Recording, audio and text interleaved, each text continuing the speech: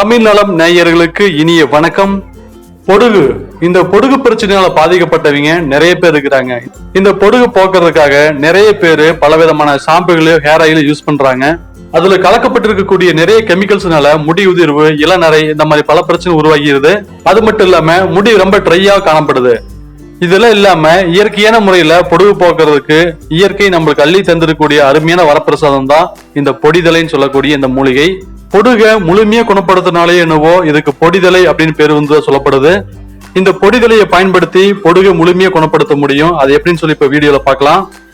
இந்த பொடிதலையை பறிச்சுட்டு வந்து அது நல்லா அரைச்சு அதோடைய சாட்டோட தலை நல்லா பூசிக்கணும். அதாவது பொடுகு எங்க இருக்குதோ அந்த இடத்துல நல்லா படுற மாதிரி நல்லா பூசிக்கிங்க.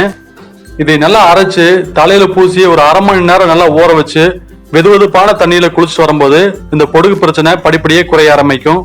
அடுத்ததா இந்த பொடுகு போக்குறதுக்கும் முடி உதிர்வை சரி செய்யறதுக்கும் இந்த பொடிதலை இலைகளை பறிச்சுட்டு வந்து ஒரு கண்ணாடி பாட்டில போட்டுட்டு அந்த பொடிதலை மூழ்கிற அளவுக்கு நல்லெண்ணெய் அந்த கண்ணாடி பாட்டில ஊத்திடணும். அதுக்கப்புறமா 21 நாட்கள் வெயில்ல இந்த எண்ணெய் நல்லா காய வச்சு அதை வடிகட்டி தேங்காய் எண்ணெய்க்கு பதிலாக இந்த எண்ணெய் தலை தேய்ச்சிட்டு வரும்போது பொடுகு தொல்லை படிப்படியே குறைய ஆரம்பிக்கும்.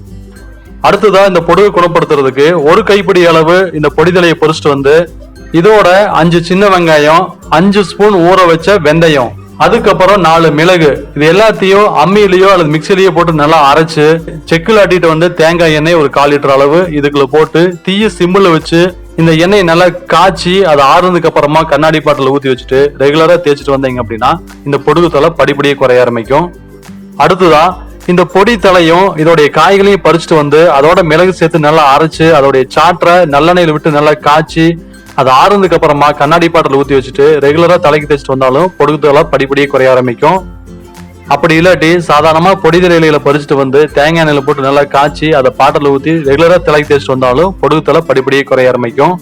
அது மட்டும் இல்லைங்க, இந்த பொடிதலையை உணவா சாப்பிடும் போது பொடுகு தொலை முழுமையை குணமாக ஆரம்பிக்கும். இது எப்படி செய்யலாம் அப்படின்னா, தேவையான அளவு இந்த பொடிதலையை பறிச்சுட்டு வந்து அது நெய்யில விட்டு நல்லா வதக்கி அதோட உப்பு, புளி, மிளகாய் இதெல்லாம் போட்டு துவையலா செஞ்சு சாப்பிட்டு வரும்போது பொடுகு தொலை படிப்படியே குறைய ஆரம்பிக்கும். அது மட்டும் இல்லைங்க, பெண்கள் அடிக்கடி இதை உணவுல சேர்த்து சாப்பிட்டு வரும்போது கர்ப்பப்பை சம்பந்தப்பட்ட பல பிரச்சனைகளை குணமாக்குது இந்த பொடிதலை.